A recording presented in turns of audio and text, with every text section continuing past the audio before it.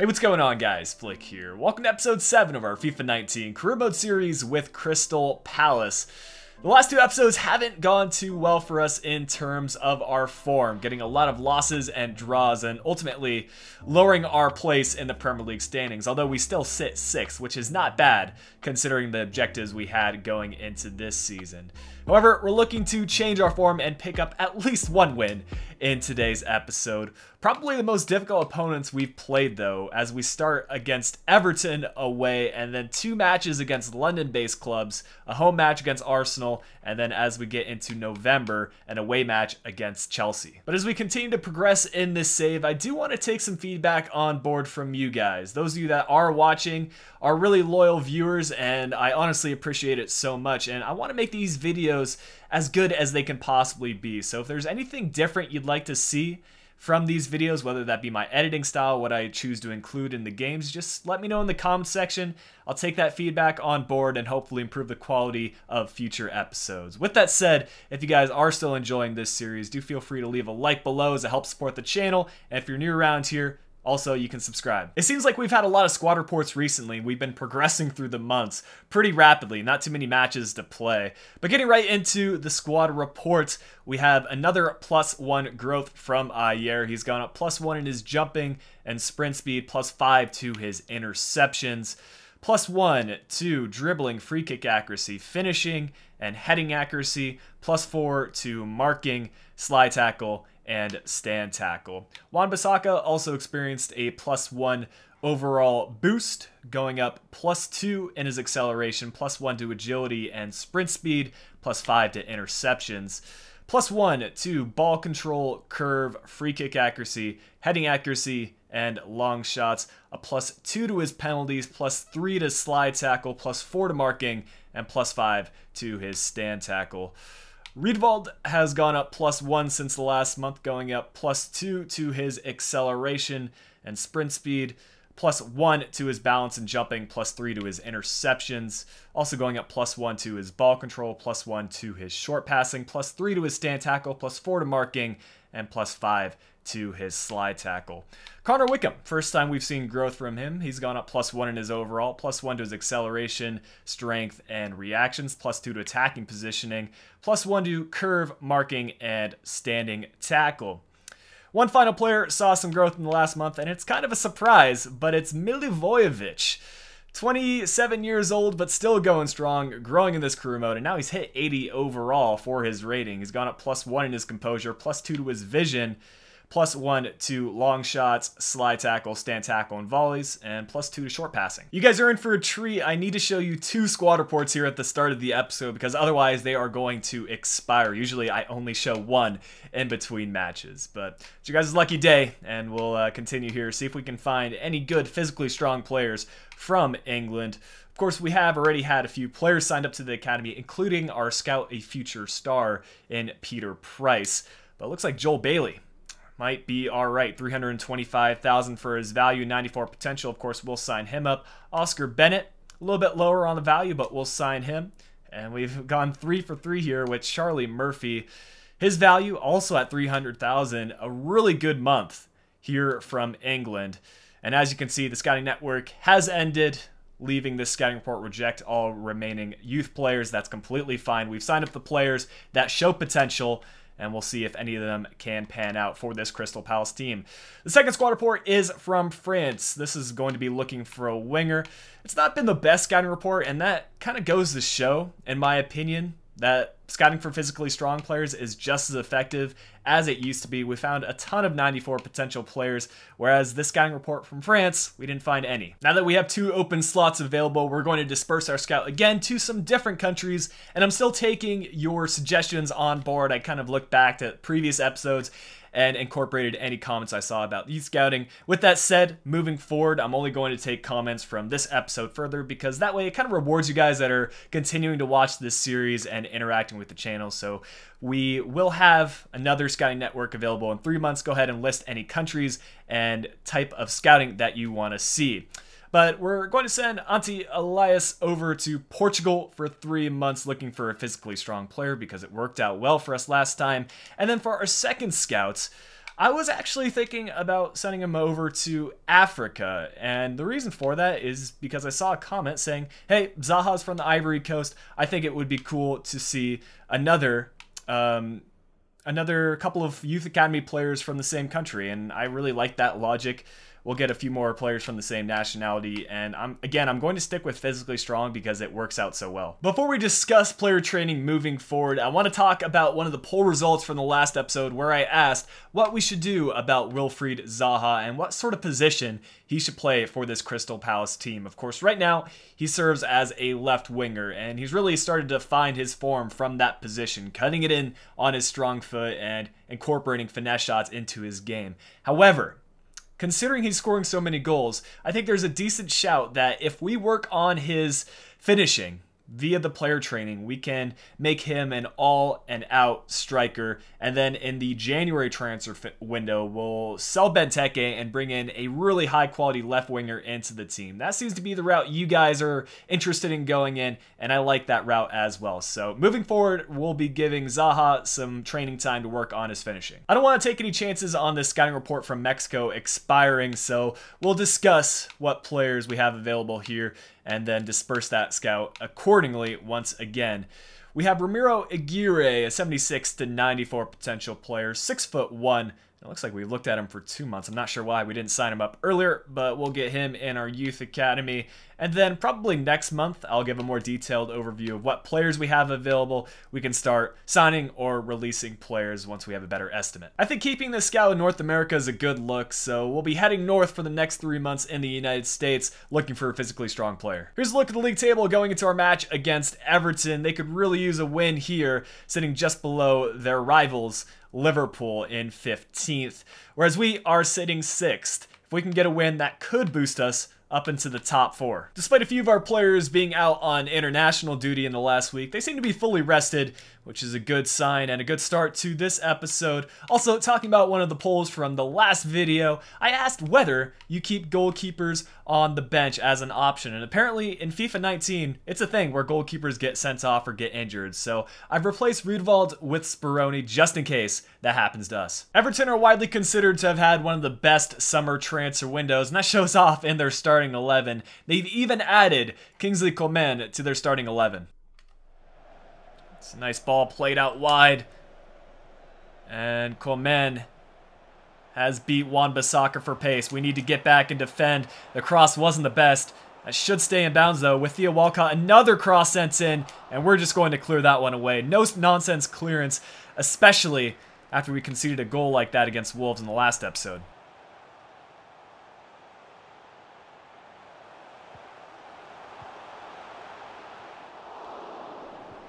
Guaita, what are you doing, man? That went off his back. He still managed to pull off the save. But I swear, goalkeeping in FIFA 19, it's a little bit strange. And hopefully that gets fixed in the future. In the meantime, all we can do is laugh at the silly errors they make. This could be a chance for us, Max Meyer. Playing it over to Benteke, looking for Andros Townsend. He's going to get it on his right foot. Cutting this one inside, and now over to Meyer. Jordan Pickford pulling off his second decent save in the match. He's looked strong so far. Ooh, a heavy touch from Benteke, but it ended up falling straight back to him, and it's a clinical finish on the far post. These goals are crucial, especially even if we decide to move Benteke on from the club. The worst thing this could do is increase his market value. But right now, we need goals in order to win matches, and Benteke is contributing. Here are your halftime statistics. Things are looking up for us. I've been more patient with my play, and I think it's paid off. Generating 4 shots, 3 of which on target, much more clinical than the last few matches, and also holding on to 54% of the possession.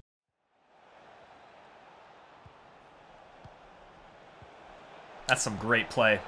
It's just the finishing piece is missing, and Loftus-Cheek. Maybe that's a case where I need to take another touch to really get it under control, but the buildup is there. Another goal's coming. I can feel it. Here's Townsend. He needs the support of Wan-Bissaka on the wing, and we just about found him. But it's Kingsley Coman who stepped in and made a nice interception. Might have gotten injured in the process, but here's where Everton are starting to look dangerous. Theo Walcott to Hugo Mayo. We need to win this challenge. Sandro takes a touchdown. Could have played it inside. He options to hit it. And that will be the tying effort. 25 minutes left in this one. Everton have made it level. Now that we've conceded, we will be making a few substitutions. Loftus-Cheek being taken off, MacArthur being brought on. I've seen some suggestions asking me to play Balassi more on the wing rather than in a central role, so this is what I'm going to do. I'm going to swap him and Benteke and then move Zaha to striker, just to get a feel for how he might play at that position. That leaves us with one sub remaining later in the match.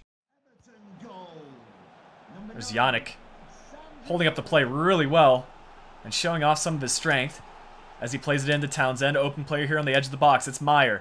We'll slip this one through to Loftus-Cheek. He just was trying to chip it right over Jordan Pickford. But how many saves has he made in this match? Too many for me to count. All things considered, a draw at Goodison Park is not the worst result. However, considering our recent run of form, it's not exactly what I wanted, especially considering we have two very difficult matches coming up in Arsenal and Chelsea. But focusing on this match, it was Max Meyer who won man of the match with a 9.3 rating. Seems like Kelly has had enough. He officially has handed me a transfer request, so we'll look to sell him in the upcoming transfer window. We've fallen down slightly in the Premier League table. However, there's a load of teams that have another match played, so a good result here against Arsenal would certainly put us above them in the table, potentially over other teams as well. I can't keep picking up draws, so I've made a few changes to our starting 11. I've replaced Benteke with Ayew at the striker position. I know Benteke scored in the last match, but I just want to see how Ayew plays, considering he's pretty much level on Benteke in terms of his overall rating. I've also swapped Loftus-Cheek for MacArthur just to see how he plays at center mid. There are a few surprises to this Arsenal starting 11. First off, they brought in Wijnaldum in the summer, which is a good signing for them. Also, they've chosen not to include Aubameyang in their starting 11. I don't know whether that's because they've chosen to start Lacazette over him and he's featuring on the bench, or if they've transferred him. This might be a chance for us, as Zaha is through. I believe he held his run. And we'll try sending it across. You guys have been asking me to do that more often. It just about works out for us, as it fell to Milivojevic. Couldn't quite get the effort off, as Wan-Bissaka picks it up. This time, I'm trying to play it inside to Max Meyer. Open player here. One more through ball. And that is going to be another near post finish from none other than Wilfried Zaha. He has been on fire recently, showing that he can score goals and potentially make his way over to the striker position come January.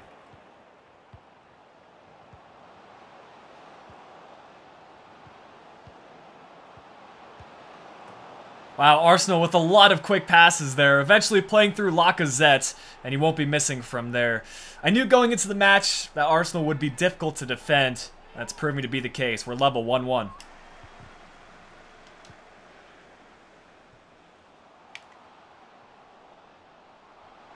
Zaha trying to get this on his right foot. He gets taken out inside the box, and we've been fortunate to be given a penalty.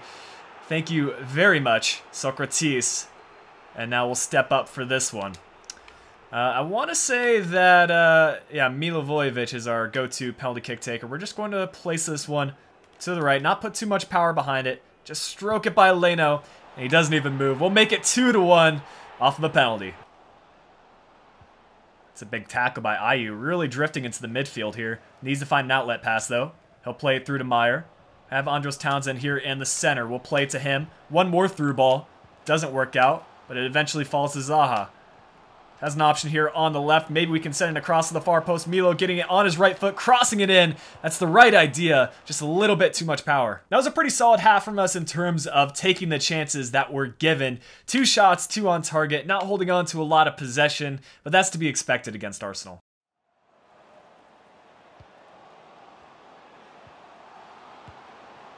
That's a weak effort from Max Meyer. Maybe he should have taken another touch.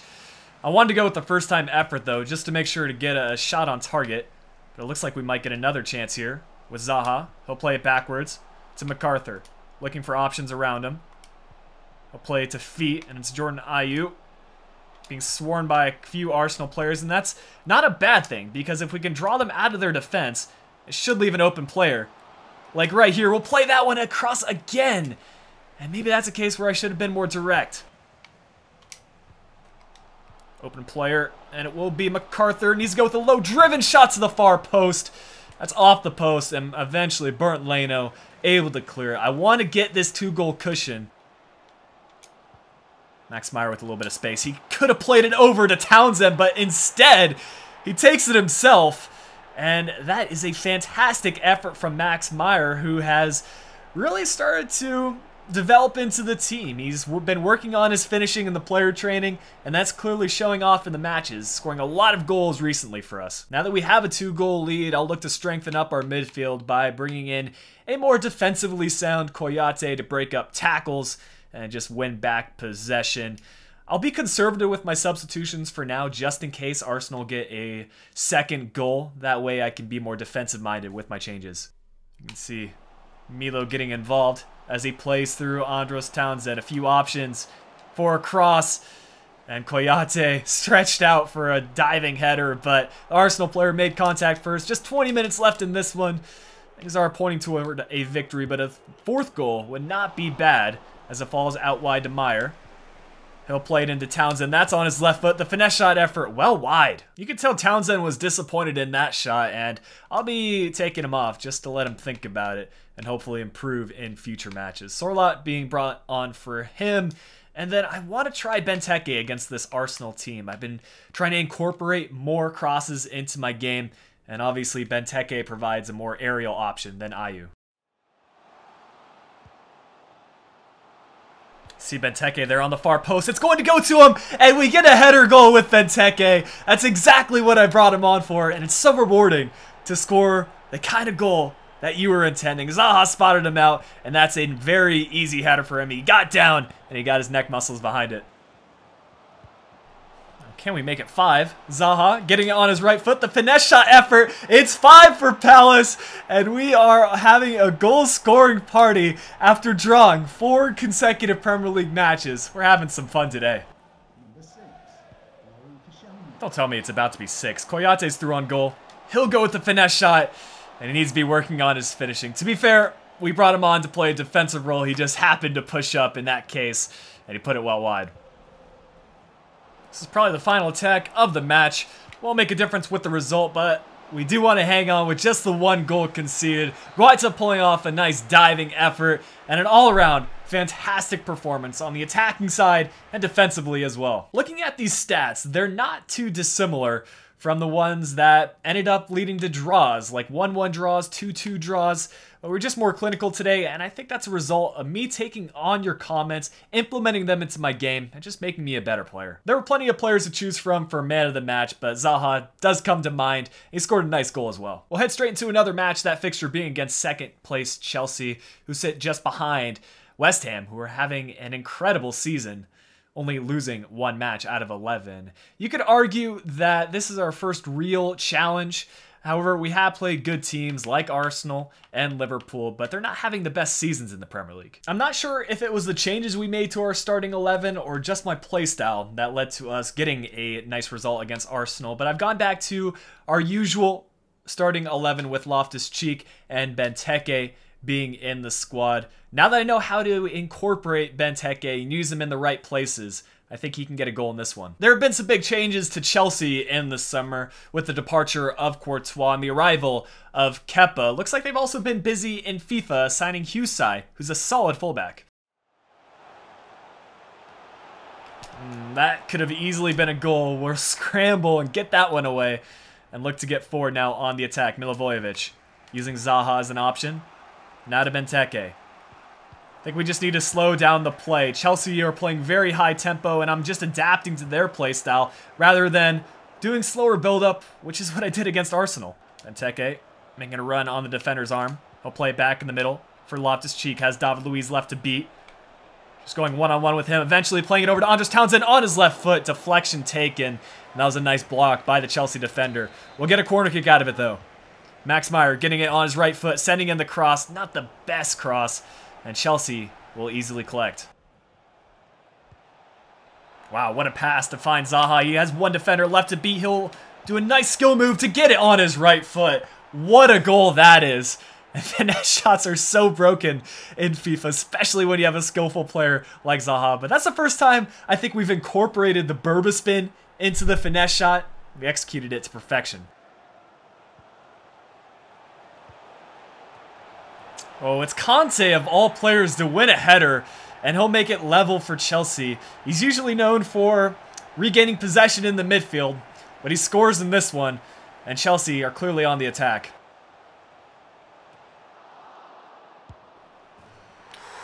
I mean, what are you going to do about that one? I pressed the A button to clear it away with the header. It goes straight to a Chelsea player, and Jorginho will bury that chance. This is why Chelsea's second in the league. They know how to score goals, and we need to find a way to get back into this because the opening minutes were all us. It's clear that there's space by the wings, so I'll be trying to play more wide in this second half. We've gotten a few chances, generating one shot on target, holding on to a good amount of possession.